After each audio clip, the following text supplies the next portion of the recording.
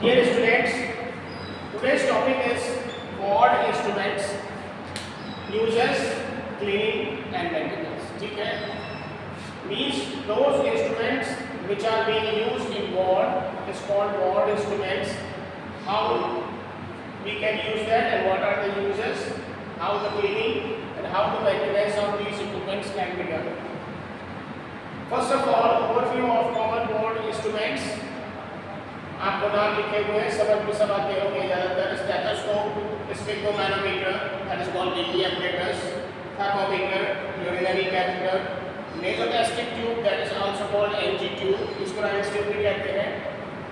6 number oxygen mask है, nasal cannula, IV cannula and infusion set, suction apparatus, dressing tray and instruments and general maintenance principles. ठीक है, तो ये इस तरीके से इस हेडिंग्स में हम लोग इन चीज़ों को जानेंगे. फर्स्ट ऑफ ऑल स्टेथोस्कोप की बात करें तो इसके यूजेस क्या होते हैं वो जान लीजिए. स्टेथोस्कोप का यूज है ऑस्कल्टेट हार्ट साउंड, हार्ट की साउंड को ऑस्कल्टेट करते हैं, S1 और S2 साउंड्स को और साथ में मर्मर्स को. ठीक है, S1 साउंड और S2 साउंड्स और मर्मर्स को हम लोग असेस करते हैं. S1 साउंड लब and dub is S2. Murmurs कुछ इस तरीके की साउंड्स होती हैं जिसमें रिगर्जिटेशन होता है या कुछ भी ऐसा कि एक बार ब्लड का जो फ्लो होता है रिवर्ट होता है, उसके कारण से जो एक्स्ट्रा साउंड प्रोड्यूस होती है वो मर्मर्स कहलाती है. But it can be assessed with a very experience man. जब आप काफ़ी एक्सपीरियंस होते हैं और असेसमेंट आपका अच्छा होता है तब आप इसको सही से जानते हैं. ठीक है. नंबर 2 की relation to lung sound. Lung की साउंड कुछ होते हैं बीच, क्रैकल एंड ब्रोंकाइट. एक जैसे आप स्टेथो जब लगा रहे थे तो आप इस तरीके से साउंड सुनाई देती है जिसमें एक बिल्कुल सीटी जैसी आवाज़ होती है. That is called Beijing sound. Crackles में ऐसा लगता है जैसे कोई जो साउंड जो है पानी के अंदर से गुजर रही है. That is called crackles. और ब्रोंकाई एक अंदर ही लंग्स के अंदर ही आप स्टेथो जब लगाएंगे तब आपको वो साउंड सुनाई देगी सीटी जैसी. बाहर से नहीं सुनाई देगी बट बीच में सुनाई देगी बाहर से, लेकिन इसमें अंदर से सुनाई देगी. So these are the two difference. ये अंदर एक तरीके से इस तरीके से म्यूजिक साउंड होगी और ये वाटर में जैसे गुजरती है कोई आवाज़ उस तरीके से साउंड खड़खड़ाहट की जैसे आवाज़ होती है उस तरीके को सुनाई देगी. ये डिफरेंस अगर करना इन दोनों में आपको डिफरेंस करना आ गया बेटा तो बहुत कुछ आइडेंटिफाई कर लेगा. इसलिए हर पेशेंट को ऑन कैमरा करें, जितने भी पेशेंट आपकी लाइफ में आपके पास आते हैं, अगर असेसमेंट करने का मौका मिलता है तो हर पेशेंट की हार्ट साउंड और लंग साउंड जरूर सुनो, ब्रीथ साउंड जरूर सुनो. इससे क्या होगा, आपको कॉन्फिडेंस बिल्डअप होगा हार्ट की साउंड को भी समझने का और जो आपको जो लंग की साउंड्स है उनको भी सुनने का और समझने का असेसमेंट अच्छा होगा. ठीक है, इससे आपका कॉन्फिडेंस बिल्डअप होगा. Assess bowel sound. इसके साथ साथ बाउल साउंड कहते हैं पेट की जो अंदर की जो आंतों की गति होती है उसको बोलते हैं, उसको पेरिस्टाल्टिक मूवमेंट कहते हैं इंग्लिश में. पेरिस्टाल्टिक मूवमेंट आंतों की गति को एक वर्ड उसके लिए टेक्निकल मेडिकल टर्म यूज करते हैं, दैट इज कॉल्ड बार्बोरिक. ठीक है, तो पेरिस्टाल्टिक मूवमेंट याद रखिएगा. तो पेरिस्टाल्टिक मूवमेंट को हम असेस करते हैं कि आंतों की गति सही है कि नहीं. अगर आंतों की गति सही नहीं होती है तो वो साउंड आपको ठीक से सुनाई नहीं देगी. लेकिन अगर आपने स्टेथो लगाया और आपको अंदर पेट में गुड़गुड़ाहट की साउंड मिल रही है, मूवमेंट जो मिल रहा है तो उसका मतलब. ठीक है, लेकिन कभी परफोरेशन हो जाए, आंखें फट जाए या कुछ ऐसा हो जाए, ऑब्स्ट्रक्शन हो जाए तो यही बाउल साउंड जो होती है वो या तो डिमिनिश हो जाएगी या एब्सेंट हो जाएगी. Clear. Measures next is measures blood pressure. Blood pressure is self cardiac sound के. Monitor fetal heart tones. जो नवजात जो फीटस होता है, मां के पेट में जो फीटस होता है उसकी भी हम हार्ट साउंड को स्टेथो से सुन सकते हैं, लेकिन उसका भी तरीका होता है, आप उसको यूज़ कर सकते हैं. साथ में मिनाट या डॉपलर के थ्रू भी सुन सकते. डॉपलर एक डिवाइस होती है, जब आप गाड़ी में काम करेंगे तो आपके डॉपलर इक्विपमेंट होता है जिसके थ्रू आप हार्ट की साउंड, बच्चे की हार्ट साउंड अलग से सुन सकते हैं. ठीक है. Next is cleaning. White chest piece and diaphragm with 70% of isopropyl alcohol after each use. Clean ear tips with alcohol wipes. Avoid immersing liquid or autoclaving. Remove ear pieces to clean inside the canal and allow to air dry before it be used. तो इसको कैसे use करना है उसके reservation है. Next is maintenance कैसे रखना है. चेक डायफ्राम्स फॉर क्रैक्स और टीयर्स और रिप्लेस इफ डैमेज. तो उसका जिस प्लेस को आप चेस्ट पे रखते हैं that is called diaphragm. and which is kept into your ear, that is called earpiece. Okay, so inspect tubing और फॉर किंग्स और स्प्लिट्स, जो ट्यूब होती है वो कहीं से मुड़ी या वो तो नहीं है। टेस्ट अकॉस्टिक क्वालिटी रेगुलरली, उसके अकॉस्टिक जो साउंड लगाते हैं तो जो सही से साउंड सुनाई देगी कि नहीं, अकॉस्टिक साउंड होती है तो वो सही से अगर साउंड सुनाई देगी तो ठीक है, और नहीं तो फिर उसको रिप्लेस करें। रिप्लेस ये टिप्स इफ हार्डन और क्रैक और साथ में स्टोर हैंगिंग और वायर्ड लूजली अवॉइड फोल्डिंग। तो स्टोर हैंगिंग और wired loosely avoid folding, folding को अवॉइड करें, ठीक है। नंबर 2 स्टिग्मोमैनोमीटर, बीपी अपरेटस आप सब जानते होंगे। इसके यूजेस क्या है? Measure systolic and diastolic blood pressure, monitor hypertension, complete hypertension, pre operative and post operative BP assessment, critical care monitoring और स्क्रीनिंग कार्डियोवैस्कुलर रिस्क, इन सब चीज़ों में इसका यूज होता है, ठीक है। सिस्टोलिक वो साउंड होता है जिसमें आप फर्स्ट टाइम जो बीपी इंस्ट्रूमेंट पे फर्स्ट जो साउंड सुनाई देता है, जहाँ से फर्स्ट आपकी साउंड सुनाई देनी शुरू होती है और जहाँ पे आके शुरू होती है वो फर्स्ट है फर्स्ट साउंड, और जहाँ पे आके खत्म होती है वो आपकी साउंड डायस्टोलिक होती है। तो इसी से आप असेसमेंट कर लेते हैं, ठीक है। इसके साथ बीपी बढ़ा है या घटा है वो रीडिंग के अकॉर्डिंग आप असेस कर सकते हैं, ठीक है। फिर उसके बाद प्री ऑपरेटिव, सर्जरी से पहले भी ब्लड प्रेशर चेक होता है, सर्जरी के बाद भी चेक होता है, और सर्जरी के दौरान भी ब्लड प्रेशर चेक होता है। क्रिटिकल केयर मॉनिटरिंग, जो पेशेंट्स क्रिटिकल होते हैं उनकी भी रेगुलर बेसिस पर मॉनिटरिंग में बीपी चेकअप मस्ट। फिर उसके बाद स्क्रीनिंग कार्डियोवैस्कुलर रिस्क, जितने भी कार्डियोवैस्कुलर रिस्क होते हैं उन सारे में भी ब्लड प्रेशर का असेसमेंट बहुत जरूरी है, उसके लिए हम स्टिग्मोमैनोमीटर यूज़ करते हैं और ये बहुत ही रिलायबल डिवाइस है, बहुत ही भरोसा इसमें किया जा सकता है, ठीक है। क्लीनिंग कैसे करें? Wipe cuff and damp cloth, wipe detergent, air dry, disinfect bladder free cuff 70% alcohol, use single patient disposable cups in isolation areas, clean gauze or clean towel with dry cloth, never wet, wipe tubing with alcohol wipes। Generally ये एक तरीके से बहुत ही simple way में इसकी cleaning की जा सकती है, और बहुत ज़्यादा होता है। Next is maintenance, calibrate primary और aneroid gauge every 6 months, check for air leaks in tubings या cup bladder, replace defective valves और क्रैक्ड ट्यूबिंग। इसके साथ जिसको आप जो दबाते हैं, जिसके थ्रू आप बीपी बढ़ाते हैं वो ऑन होता है, तो वो देख ले कहीं से क्रैक तो नहीं है। Replace next is ensure mercury level is at 0, mercury level 0 पे है कि नहीं है, कहीं ऊपर नीचे तो नहीं है, या फिर वो प्रेशर देने पे बढ़ तो नहीं बढ़ रहा है कि नहीं बढ़ रहा है, वो सारा असेसमेंट, या कहीं से लीक तो नहीं कर रही है, ये सारा चीज़ देखना जरूरी है। Store all loosely in case, avoid sharp pens, बहुत तेज़ी से नहीं बंद करिए, आराम से उसको क्लोज करना है। नेक्स्ट इज थर्मोमीटर, क्लिनिकल या मर्करी या digital, tympanic, temporal artery, infrared, generally हम लोग क्लिनिकल ही थर्मोमीटर या मर्करी या डिजिटल की यूज होता है।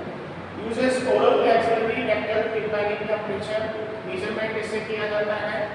ओरल मुंह से, एक्सरेटरी साइड से, रेक्टल फीकल रूट से जो होता है, रेक्टल रूट से वहाँ पे, टिम्पैनिक कान के एरिया का टेम्परेचर। तो इस तरीके से हम असेसमेंट चारों का कर सकते हैं। डिटेक्ट फीवर 37.5 डिग्री सेंटीग्रेड से अगर अबव है तो फीवर, हाइपोथर्मिया कब होगा? जब टेम्परेचर 35 डिग्री सेंटीग्रेड से कम होगा। Monitor temperature trends in critically ill patients, जो क्रिटिकल इल पेशेंट है उन पे टेम्परेचर की मॉनिटरिंग बहुत जरूरी है और उनके ट्रेंड्स देखे जाते हैं कि क्या ट्रेंड है फीवर का, याद रखिए। फिर पोस्ट ऑपरेटिव टेम्परेचर मॉनिटरिंग, जब पेशेंट ऑपरेट हो जाता है उसके बाद भी पेशेंट की टेम्परेचर मॉनिटरिंग, साथ में इन्फेक्शन सर्विलांस, अगर इन्फेक्शन पेशेंट को हुआ है तो उस केस में उसका टेम्परेचर राइज होना मस्ट है, उस केस में असेसमेंट जरूरी है। और जिस एरिया में इन्फेक्शन होगा वहाँ पे भी आपको लोकल प्लेस पे भी रेडनेस, पेन, टेम्परेचर, बर्निंग, ये सारी चीज़ें मिलेंगी और बाकी जनरल टेम्परेचर भी आपको इंक्रीज होगा, ठीक है।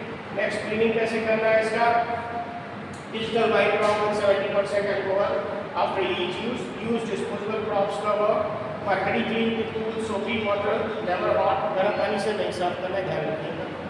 Never share thermometers between patients without disinfections, never share thermometers between patients, एक दूसरे को बांटना नहीं है, देना नहीं है विदाउट डिसइंफेक्शन, ठीक है। Next is infrared wipe sensor lens with soft dry cloth. Next is maintenance की बात करें तो check battery in digital thermometers regularly, shake mercury thermometer below 35 degree centigrade before use. आप जो क्लिनिकल थर्मामीटर होता है, आपने देखा होगा डॉक्टर्स उसको बार बार हिलाते हैं कस के ताकि वो मर्करी नीचे आ जाए। तो ये ध्यान रखना है कि 35 डिग्री सेंटीग्रेड से जब रीडिंग नीचे आ जाए तभी पेशेंट के एक्सिलरी या ओरल लगाएं। फिर है उसके बाद avoid dropping, inspect for cracks, देख लें क्रैक्स तो नहीं है, store in protective case, proper एक प्रोटेक्टिव केस में रखें। Replace tympanic prop tips for manufacturer setting, और जो टिम्पैनिक जो प्रॉप है उसको टाइम टू टाइम चेंज करते हैं, ऐसा ना हो कि कोई करे और फिर बाद में वर्किंग ना रहे या फिर उसका मेंटेनेंस सही से। नेक्स्ट इज यूरिनरी कैथेटर की बात करें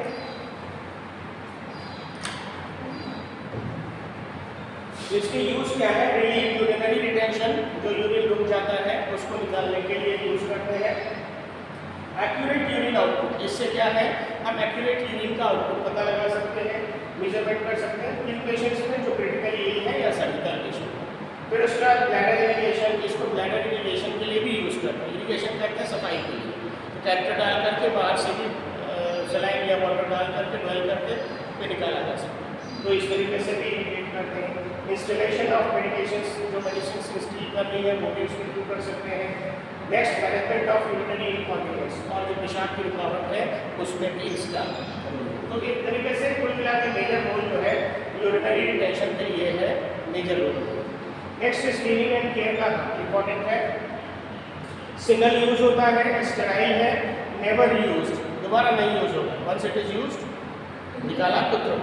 फिर catheter meters clean with soap and water daily, जो कैथेटर का मीटर्स होता है उसको उस जगह पे जहाँ से इंट्रोड्यूस हुआ है उस जगह पे प्रॉपर्ली डेली क्लीन होना चाहिए सोप वाटर से मस्त। फिर keep drainage bag below bladder level at the all times, जो ब्लैडर है वो हमेशा सरफेस से नीचे की तरफ होना चाहिए विद द ग्रेविटी, ठीक है। Next is maintain a close drainage system, close drainage system होना चाहिए, कहीं से लीक ना हो। Empty drainage bag every 8 hours और व्हेन 2 to 3 to 2/3 फुल, जब जो भी बैग है वो 2/3 अगर भर गया है तो उसको खाली करें, या फिर हर 8 घंटे पे या 12 घंटे पे खाली करें। ऐसा ना हो कि बहुत ज़्यादा भर जाए फिर साइड से लीक करे, वो गलत है, या ब्लैडर पे जो जिसमें भरते हैं बैग में वो फट भी सकता है, इसको भी ध्यान रखें। मेंटेनेंस एंड सेफ्टी की बात करें, use smallest effective Foley size 14 to 16, generally adult में 14 से 16 नंबर यूज होता है। Secure catheter to thigh to prevent traction, तो कैथेटर को थाई पे अगर हम सेफली लगा देते हैं तो खिंचता नहीं, तो ये ध्यान रखें कि इस तरीके से रखें। Review daily, remove at earliest opportunity, जब भी इसको रिव्यू करते रहें, और अगर लगता है कि इन्फेक्टेड है या ये कुछ प्रॉब्लम कर रहा है या लीक कर गया तो रिप्लेस करके फिर नया रिप्लेस करना बस ऐसा। Monitors for science of UTI, ये ध्यान रखिएगा, क्लाउडी या फाउल यूरिन या फीवर। यूटीआई क्या होता है, यूरिनरी ट्रैक्ट इन्फेक्शन, अगर कभी भी यूरिनरी ट्रैक्ट इन्फेक्शन हो तो ये उसके साइंस को चेक करना होता है, कोई वहाँ पे स्वेलिंग तो नहीं है, पेन तो नहीं है, रेडनेस तो नहीं है, एक चीज़ ये, उसके साथ साथ अंदर भी पेशाब के रास्ते में इन्फेक्शन तो नहीं हो गया, तो वो भी असेस करें। साथ में अगर कोई फाउल यूरिन है या क्लाउडी है, मतलब मटमैला सा है या बुखार आ रहा है मरीज को, तो आप उसको तुरंत जाँच करें या फिर रिप्लेस करके दोबारा डालें। फिर document insertion date and balloon volume, इसके साथ साथ जब आप उसको इंसर्ट करें तो डेट जरूर पड़े कि कब पॉलिश कैप्चर डाला गया, साथ में बैलून का वॉल्यूम जो जिसमें आप देखा होगा जिसमें सलाइन पुश करते हैं, आगे जो टिप होता है कैथेटर का उसके जस्ट मतलब 1 इंच के बैक साइड में बलून होता है, तो बाहर से आप सलाइन पुश करते हैं उसमें तो बलून फूल जाता है, ठीक है। तो जनरली क्या है 10 ml से लेकर 15 ml तक इसमें प्लेस किया जाता है, स्टैंडर्ड इज 10 ml और मैक्सिमम 15 ml तक आप उसको डाल सकते हैं।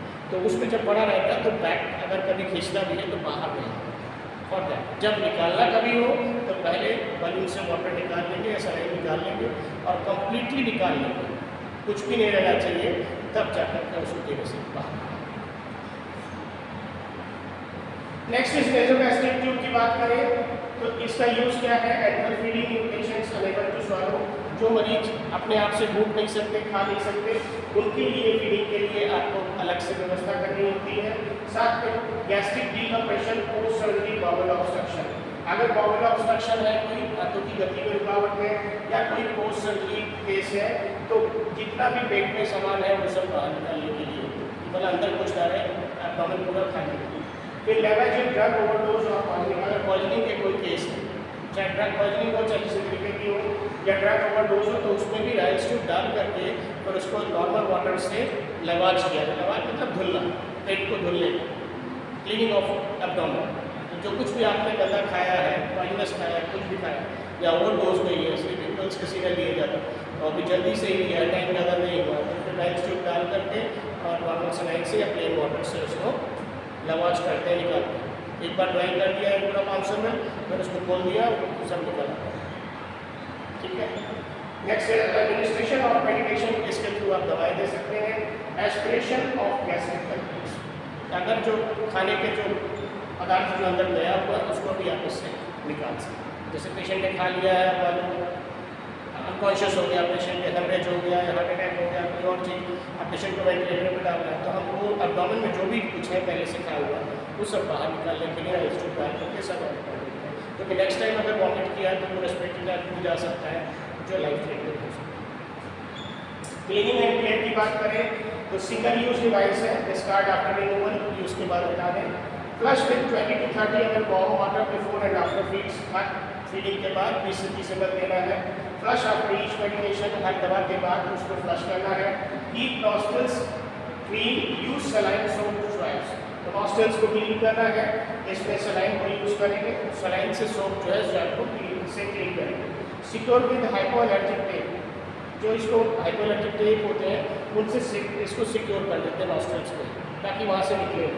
चेंज डेली, लेकिन इसको डेली चेंज करें। मेंटेनेंस एंड सेफ्टी की बात करें तो confirm placement before each use, less than 5 pH less than 5.5 और X ray. Mark tube at nostrils, actually 5.5 pH क्यों मेंशन की जा रही है जान लीजिए। 5.5 pH इसलिए मेंशन की जा रही है कि जो पेट हमारा स्टमक होता है उसमें क्या होता है, हाइड्रोक्लोरिक एसिड होता है, तो ये इंडिकेट कर देगा कि आपका एसिड है कि नहीं है। तो अगर एसिड है तो हमारा सही जगह पड़ा है, अगर नहीं है तो फिर ठीक, और या फिर एक्सरे करा के देख लीजिए। ठीक। Next is mark tube at nostrils with indelible marker, जो उसमें मार्क्स पड़े होते हैं 50, 60, 70 करके, तो जिस पे आपको रखना है स्टार्टिंग 50 से होती है, कितना गहरा रखना है उसके हिसाब से आप उसको प्लेस करके और स्टिक करें। फिर check for tube displacement at each shift, हर शिफ्ट पे जब ड्यूटी पे आएंगे तो चेक करेंगे कि जो नेसोगैस्ट्रिक ट्यूब है अपनी सही जगह पे है कि नहीं। क्योंकि अक्सर क्या होता है, जिस ड्यूटी पे स्टाफ था उसने चेंज किया, तो ड्यूटी जब चेंज होती है तो उस समय जो चेंज ओवर का समय होता है बड़ा क्रूशियल होता है। उसने देखा तो ठीक था, लेकिन जब आप ऑर्डर लेकर के आप आए पेशेंट के पास तो फिर उस समय उसको यूज़ नहीं करना है, इसलिए चेक जरूर करें। Replace every 4 to 6 with polyurethane or protocol and document tube length and aspirate results. Next is oxygen mask and nasal cannula की बात करें तो oxygen mask simple and naturally in NRP with the mask uses क्या होते हैं, moderate severe hypoxia, जब oxygen low level of oxygen into the blood is called hypoxia. Delivers 24 to 90% of FiO2 depending on type, 24% से लेकर 90% FiO2 तक दिया जाता है। क्लीनिंग क्या है, FiO2 फुल फॉर्म पहले बताई थी, that's called fractional inspired oxygen. Now next is cleaning, single use disposable, replace between patients. Generally mask को एक पेशेंट का दूसरे पेशेंट को नहीं लगाते हैं, चेंज करते हैं। If reused, wash with mild detergent से वॉश करें, रिंस करें, धुल लें, फिर उसके बाद डिसइंफेक्ट 70% अल्कोहल, फिर ड्राई कर लें तब लगाएं। ये नहीं कि तुरंत अल्कोहल से वाइप किया उसको लगा दिया, तो इरिटेशन हो सकता है। Maintenance check straps and reservoir bag integrity, जो स्ट्रैप पीछे लगाने के लिए है उसको प्रॉपर्ली चेक करिए।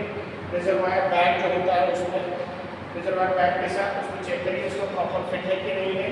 यूज करेक्ट फ्लो रेट पर mask, inspect humidifier bottles if attached. ठीक है। नेजल कैनला की बात करें तो जब लो फ्लो ऑक्सीजन की जरूरत होगी तब इसको यूज करेंगे। इसका यूजेस माइल्ड हाइपोक्सिया में इट डिलीवर्स 24 to 44% FiO2 एट 1 to 6 लीटर।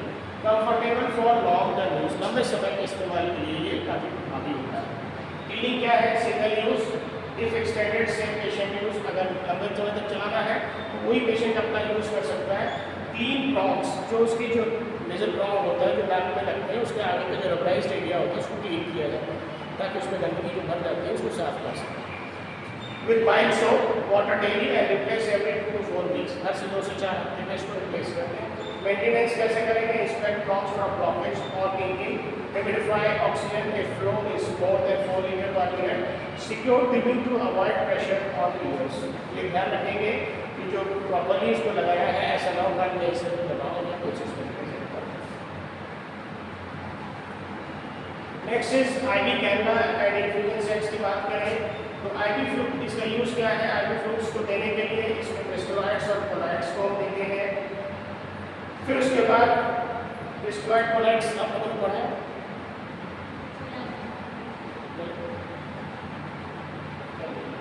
एक्चुअली जो जितने भी हम ये इस तरीके की आप जो नॉर्मल सलाइन है, मिनरल लैक्टेट है या डेक्सट्रोज है, ये सारा सब क्रिस्टलाइड में आता है। लेकिन जो प्लाज्मा एक्सपेंडर्स होते हैं वो सब कोलाइड्स में, ठीक है, जब जो ब्लड के वॉल्यूम को बढ़ाते हैं दैट इज कॉल्ड कोलाइड्स। ये डिफरेंस पता होना चाहिए। ब्लड एंड ब्लड प्रोडक्ट्स को ट्रांसफ्यूज करने के लिए, आईवी मेडिकेशन और एंटीबायोटिक को देने के लिए, पैरेंटल न्यूट्रिशंस को देने के लिए और इमरजेंसी वैस्कुलर एक्सेस। कभी भी अगर कोई पेशेंट क्रिटिकल है और ऐसी कंडीशंस में आए जहाँ कोई मुश्किल हो सकती है, तो कोई कंडीशन ऐसी इमीडिएट बेसिस पे नहीं भी हो रही है तो भी आईवी एक्सेस मेंटेन करके तब पेशेंट को एडमिट करके रखा जाता है। क्यों? क्योंकि इमीडिएट अगर पेशेंट किसी तरीके से कंप्रोमाइज़ हो जाए तो उस जल्दबाजी में आप आईवी लाइन कैसे मेंटेन करोगे? तो इसलिए पहले से करके रखोगे तो सेफ साइड होगा। Is it clear? Cleaning and asepsis की बात करें तो सिंपल यूज होता है, इसमें स्ट्रिक्ट एसेप्टिक टेक्निक अडॉप्ट की जाती है during insertion. Clean insertion site with 2% from vaccine plus 70% alcohol. Disinfect needle free connector before every access. Replace IV tubing every 72 to 96 hours as per policy and flush cannula with 0.9% saline every 8 hours if not in use.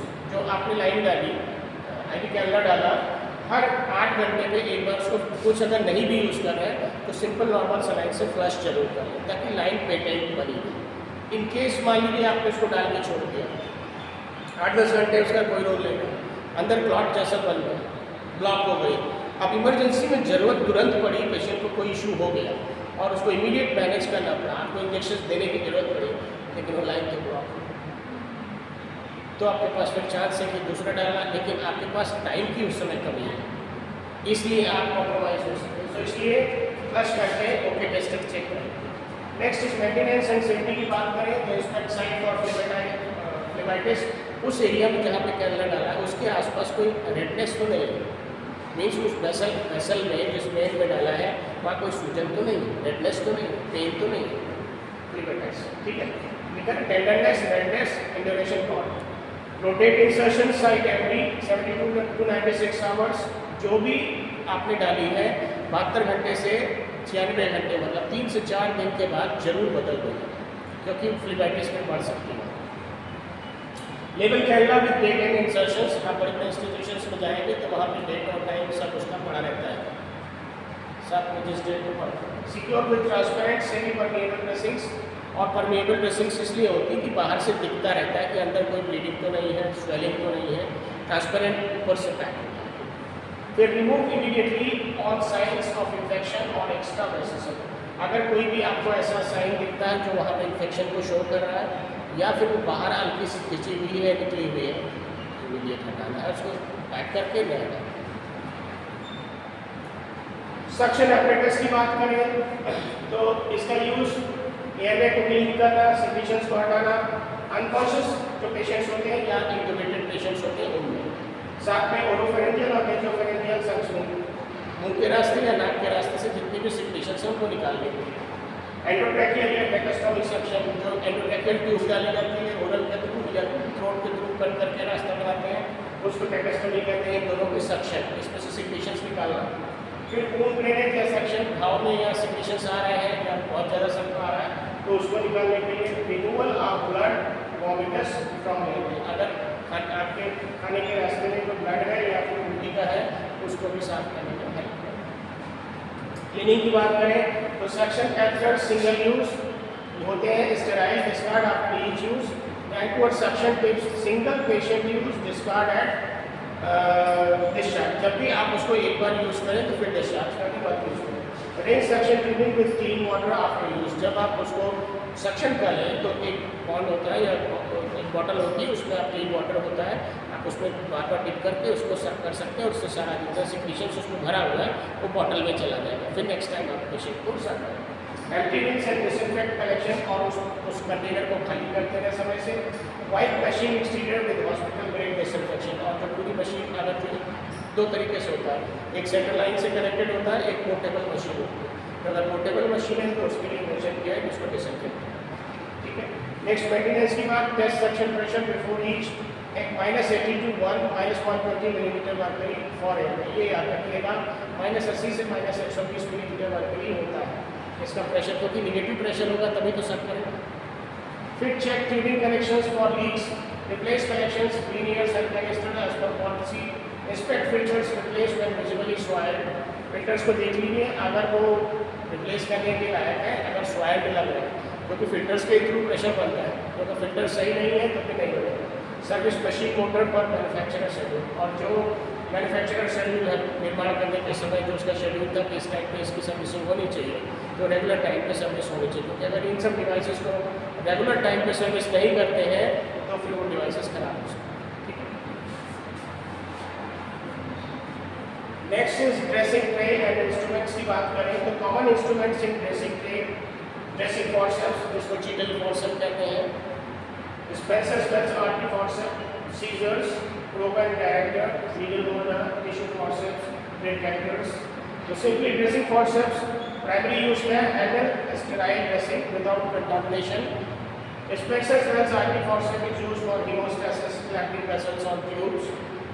Scissors का use cut sutures, dressing और tissues. Probe and diameter का use होता है explore wound, tract sinuses.